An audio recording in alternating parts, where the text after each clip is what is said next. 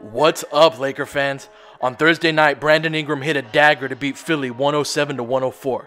Let's take a look at how it all went down.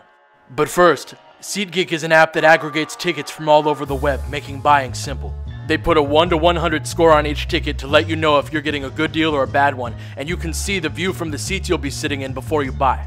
Click on the Me tab to enter the promo code LFR to get $20 off of your first order. You can download the app by clicking the link below the video. By supporting SeatGeek, you're supporting my content, so please use them when you got tickets to buy. If you want more thoughtful sports media out there, this is the best way you can send that message.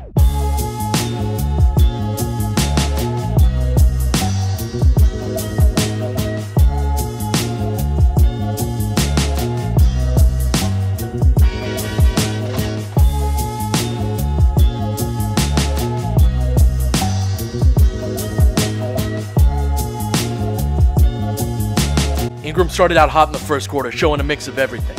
He opened the game with this pull-up jumper, which as we'll see later is a critical part of whether or not he's effective.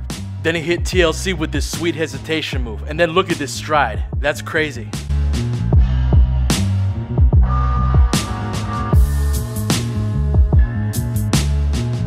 He's also good for a couple of garbage buckets per game where he's in the right place at the right time.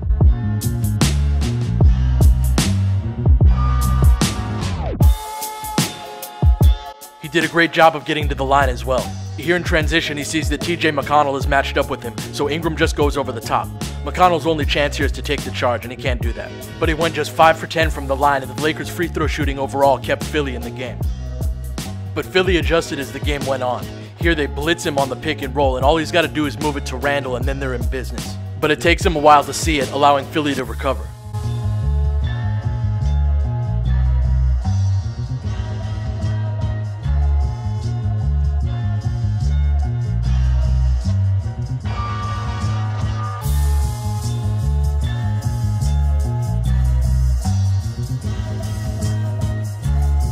This tunnel vision in part led him to get his shot blocked no less than 8 times. He got the best of Embiid in the first matchup, but not in this one. Embiid is in good position on the contain, but Ingram keeps going and Embiid sets him up for the block.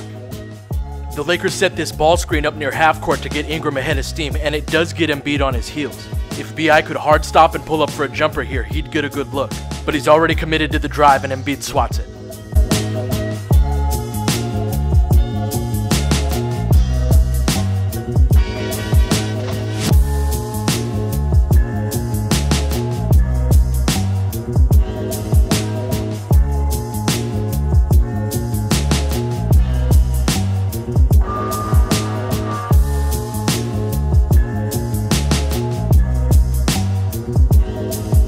There were also a few of these that while his shot got blocked, it collapsed the defense enough to allow easy offensive rebounding opportunities.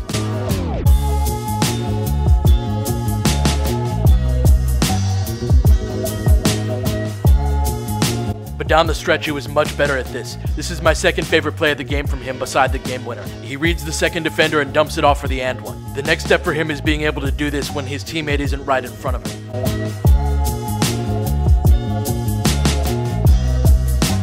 I had him at 4 for 8 on his jumpers and 2 of 5 on his pull-ups. Really, the difference for him is whether or not he's contested. This is the one contested jumper he knocked down.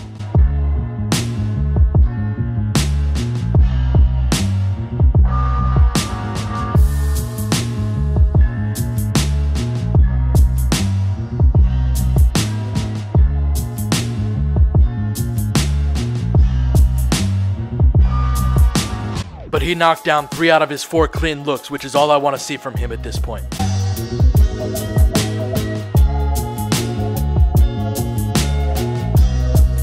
And then of course the game winner.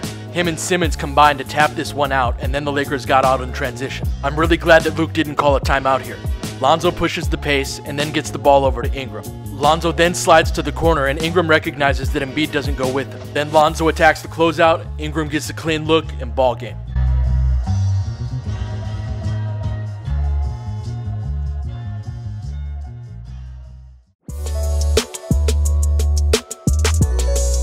This was one of the first games where Lonzo really imposed his speed on the opponent, being very aggressive attacking the front of the rim in transition. Like Ingram, there were a couple of plays where he caught TJ McConnell in the open court and just went over the top of him. It's very difficult to jump to contest when you're backpedaling.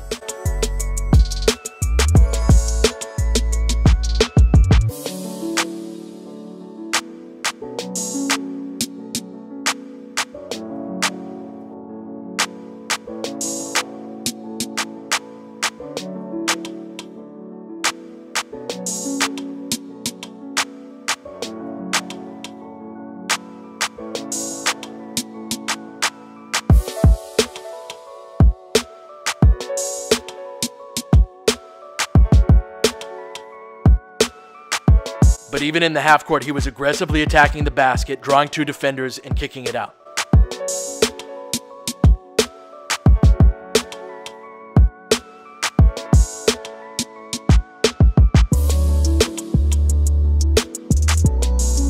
And then a lot of his job is simply running the offense correctly.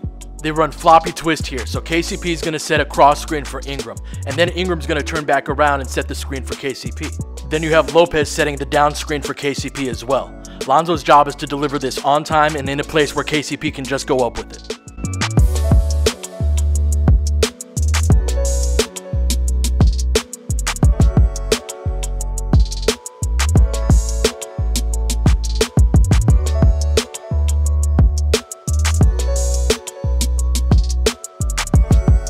Then on top of that, he's capable of finding when the defense has simply lost their man.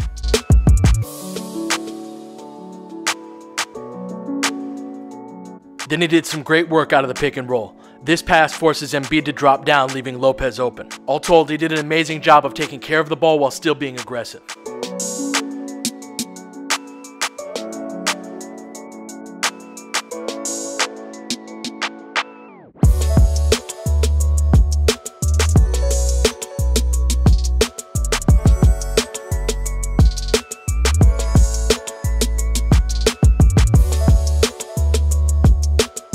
While Lonzo makes the play at the end of this, the whole team does a good job of getting through the progression. This is from their Chin series, and it starts with Nance setting the quick pin down for Ingram. This is how KCP got those open shots. Next, you got Randle setting the back screen for Lonzo, but Embiid is on the case to prevent the lob. Then Ingram moves it to Randle with the intention of it flowing into a handoff, but Covington does a nice job of getting between them. So Ingram backcuts it and should set a screen for Lonzo here, but doesn't. Then it flows into a handoff with Lonzo instead. Ingram makes contact on the screen, creating the pocket, and you got yourselves a layup. Then on the defensive end, he had 4 blocks and 3 steals, showing unbelievable timing and anticipation. Nance gets called for a foul here, but this is a great read by Lonzo.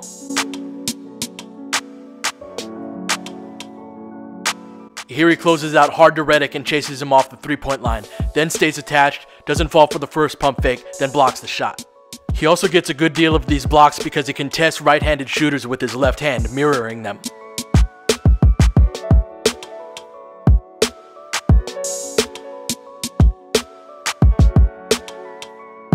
And then he has an absurdly quick reaction time.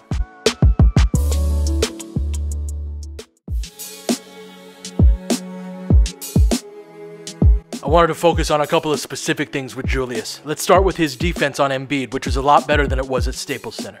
Julius's best bet is to stay in front of Embiid, and if he goes over the top, you live with the results. Here Embiid tries to shake him, but can't do it.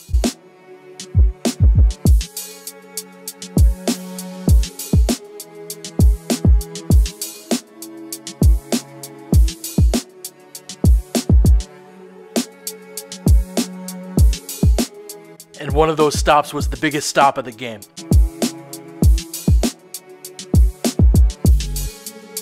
This was the only time where Embiid got by him rather than just going over the top.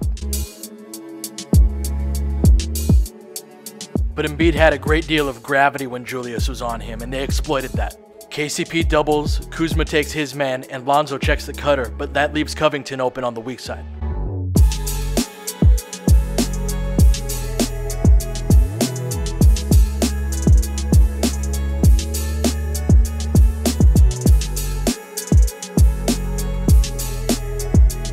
The Lakers tried fronting Embiid with Randle with mixed results. One way to beat a front is to pass the ball up top and go high-low, but Lonzo is playing good ball denial here. This forces the post catch much farther out and makes Embiid have to put the ball on the floor a little more. Julius ends up getting the strip.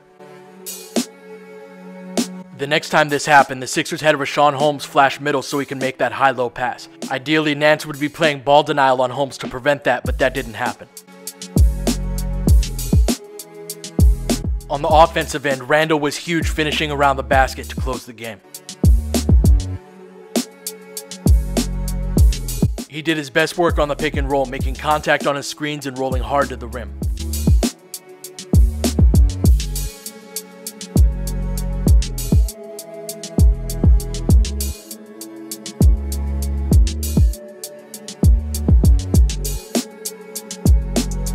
Then this one was my favorite. Watch how hard he sprints to set this screen. That's what creates separation from his man, and that's what creates the pocket for Ingram to throw this through.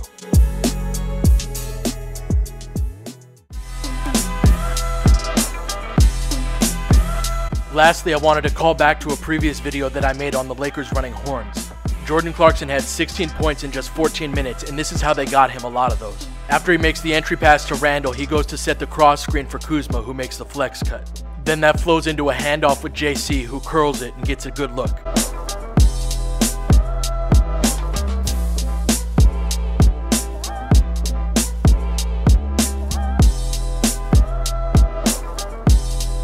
They don't create a great look out of this, even though Hart knocks down the 3 at the end of it. But they do get deep into the progression while looking to drive and kick.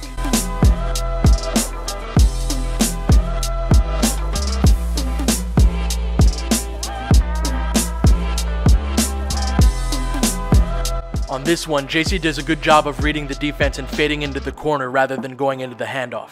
It should have been a catch and shoot 3, but Randle's pass was inaccurate. But he still ends up knocking down the jumper. And while this isn't horns, it's similar because of the 2 bigs on the elbows. JC again does a nice job of reading the screens and gets an open shot. Then finally, the Lakers ran a nice counter to this to start the 4th quarter. Rather than set the cross screen on the flex cut, JC goes back to the top of the key as Bogut and Randle close the elevator doors.